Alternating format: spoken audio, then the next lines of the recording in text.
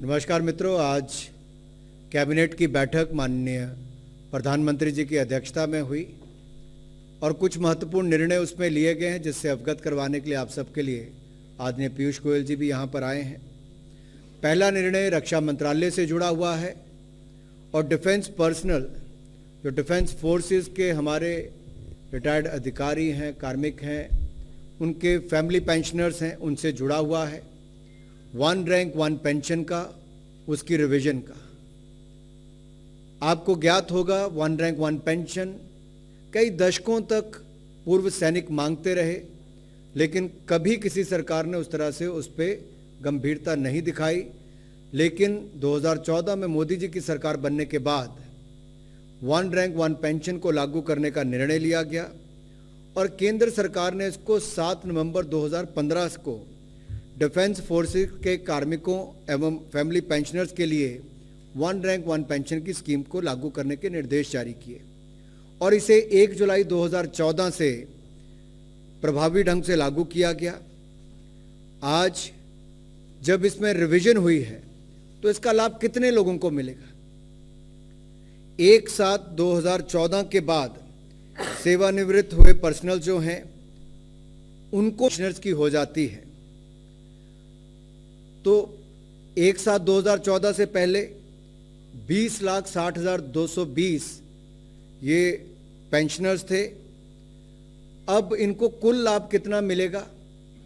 अगर वार्षिक में वित्तीय भार अगर कहूं जो पड़ने वाला है, जो अतिरिक्त पड़ेगा वो है 8,450 करोड़ रुपए का। और जो एरियर बनते हैं, क्योंकि इसको जुलाई 2019 से जून 2022 के पीरियड का एरियर भी देने का तय किया गया है और वो 23,638.07 करोड़ रुपया एरियर के रूप में इन सभी डिफेंस फोर्सेस पर्सनल को जो रिटायर हुए हैं और फैमिली पेंशनर्स को इसका लाभ मिलने वाला है। अब 30/6/2019 तक सेवानिवृत्त हो चुके पेंशनर्स की पेंशन को इस प्रकार से रिवाइज किया जाएगा कि उन्हें कैलेंडर वर्ष 2018 में समान रैंक तथा समान सेवा अवधि के बाद सेवानिवृत्त हुए कार्मिकों की औसत पेंशन के बराबर पेंशन मिलेगी और ये रिवीजन 1/7/2019 के प्रभाव से लागू होगा। जो पेंशनर्स इस औसत से अधिक पेंशन प्राप्त कर चुके हैं उनकी पेंशन उसी दर पर मिलती रहेगी। ये फैमिली पेंशनर्स, वॉर विडोज एवं दिव्यांग पेंशनर्स की पेंशन भी इसी प्रकार रिवाइज की जाएगी। अरियर का भुगतान जो है वो 4 हाफ ईयरली इंस्टॉलमेंट्स में किया जाएगा, लेकिन फैमिली पेंशनर्स और specially and liberalised family pensioners तथा गैलेंट्री अवार्ड विजेताओं को अरियर्स एक ही इंस्टॉलमेंट में भुगतान किया जाएगा। जिन डिफेंस पर्सनल ने 1 जुलाई 2014 के बाद अपनी इच्छा से प्री मैच्योर सेवानिवृत्ति ली है, उन्हें लाभ नहीं मिलेगा। सो एक निर्णय तो 1 रैंक 1 पेंशन को लेकर है, जो मैंने आप सबके सामने रखा। दूसरा कोपरा से जुड़ा हुआ है 2023 के सीजन के लिए, जिसकी प्राइस पॉलिसी को आज डिसाइड किया गया है। कोपरा यानी कि नारियल की गरी के लिए वर्ष 2023 के लिए एमएसपी निर्धारित कर दिया गया। मंत्रिमंडल ने उसकी मंजूरी दी है। किसानों के आर्थिक हितों के लिए लगातार प्रधानमंत्री मोदी जी के अध्यक्षता में केंद्र की सरकार ने अहम निर्णय लिए हैं और अगर आप देखेंगे 2018 के बजट में केंद्र सरकार ने किसानों को लागत मूल्य का कम से कम 1.5 गुना एमएसपी के रूप में देने का जो निर्णय लिया था, जिसकी घोषणा की थी, उसको लगातार निभाने का काम किया है। और ये एमएसपी जो है ये commission of agriculture cost and prices की संस्तुतियों के आधार पर निर्धारित किया जाता है। सो वर्ष 2023 में नारियल का तेल निकालने के लिए उपयोग में लाई जाने वाली फेयर एवरेज क्वालिटी की मिलिंग कोपरा के लिए 10,860 रुपये प्रति क्विंटल तथा पूजा इत्यादि में उपयोग जाने वाली बॉल कोपरा के लिए 11,750 रुपया प्रति क्विंटल का एमएसपी निर्धारित किया गया है। ये एमएसपी जो है ये मिलिंग कोपरा की लागत मूल्य से लगभग 52% और बाल कोपरा के लागत मूल्य से लगभग 64% अधिक है। 2022 की तुलना में भी मिलिंग कोपरा का एमएसपी 270 रुपये प्रति क्विंटल और बाल कोपरा का 750 रुपये प्रति क्विंटल अधिक है।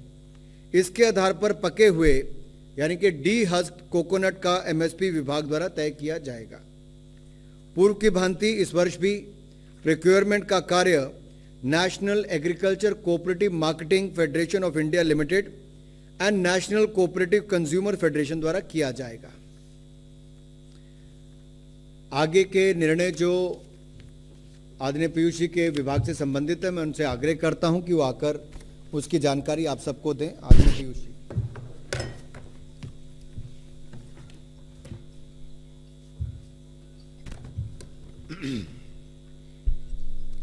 नमस्ते मित्रों,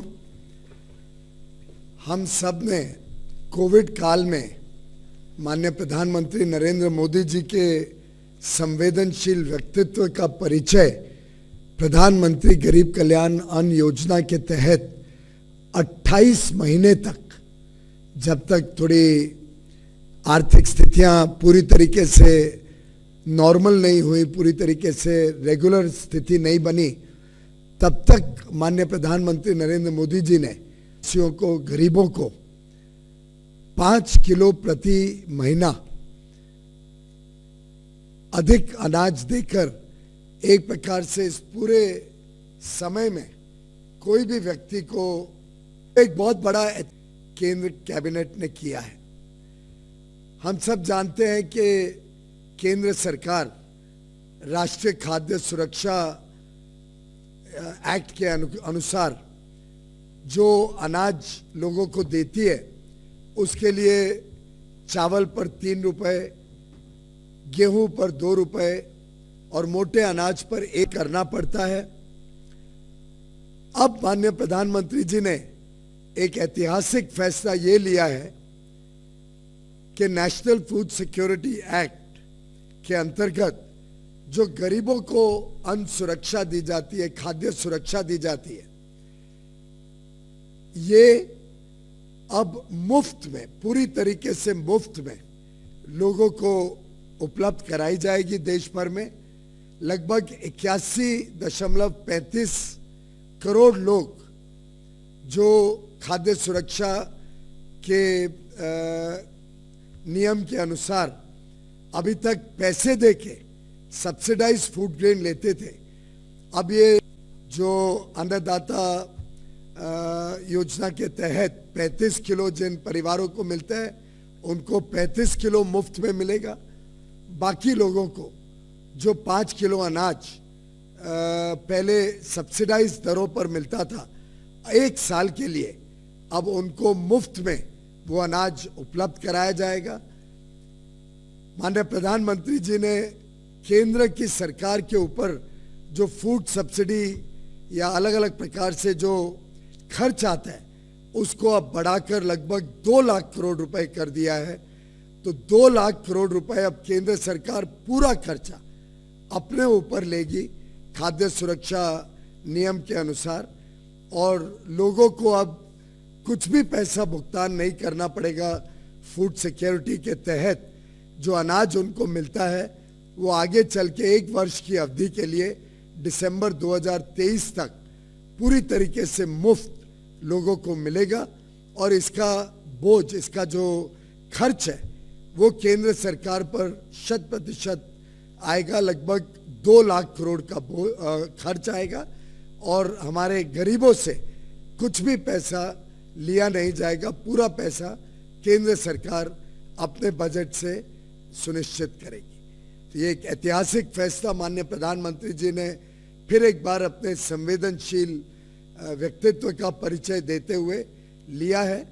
और आगे चल के फूड सिक्योरिटी एक्ट में कुछ पैसा ना दिए गरीबों को मुफ्त कैटेगरी में 5 किलो प्रति व्यक्ति और अंत्योदय अन्न योजना में 35 किलो प्रति परिवार जो अनाज खाद्य सुरक्षा के तहत दिया जाएगा, वो पूरी तरीके से मुफ्त, जिसका खर्च केंद्र सरकार पूरा अपने बजट से पूरा करेगी, जो लगभग 2 लाख करोड़ रुपए। बहुत बहुत धन्यवाद। सवाल तो नहीं होगा किसी का कि है? इसमें सवाल नहीं, बड़ा स्पष्ट है मेरे ख्याल से। बताइए। पीएम अन्न योजना और फूड सिक्योरिटी एक्ट में जो मिलता था उस दोनों स्कीम को मर्ज कर दिया गया है। ये कह रहे हैं। अब और ये जो आर्थिक परिस्थितियों के कारण अधिक अनाज दिया जाता था वो अभी देने की परिस्थिति नहीं है। अब तो साधारणतः आर्थिक परिस्थितियां सामान्य हो गई हैं, फिर भी हमारे गरीबों को कुछ लाभ पहुंचे इसके लिए एनएफएसए में जो उनको अनाज रेगुलरली मिलता है उसी को हमने मुफ्त कर दिया। तो जो स्कीम पीएम अन्न योजना है 31 दिसंबर को जो खत्म हो रही थी वो आगे एक्सटेंडेड नहीं हुई है। अब मर्ज कर दिया। अब उसमें से जो मुफ्त का पोर्शन था वो एनएफएसए में जोड़ दिया। तो 5 किलो और 35 किलो जो एनएफएसए में मिलता था अब वो पूरा मुफ्त हो जाएगा। अधिक क्वांटिटी की आवश्यकता नहीं। जी, दिसंबर 2023। बहुत बहुत धन्यवाद।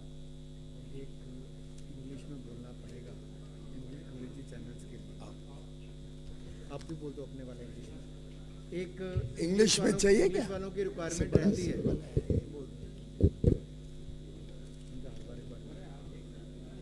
चाहिए क्या इंग्लिश में? चाहिए नहीं? ठीक है, नहीं चाहिए।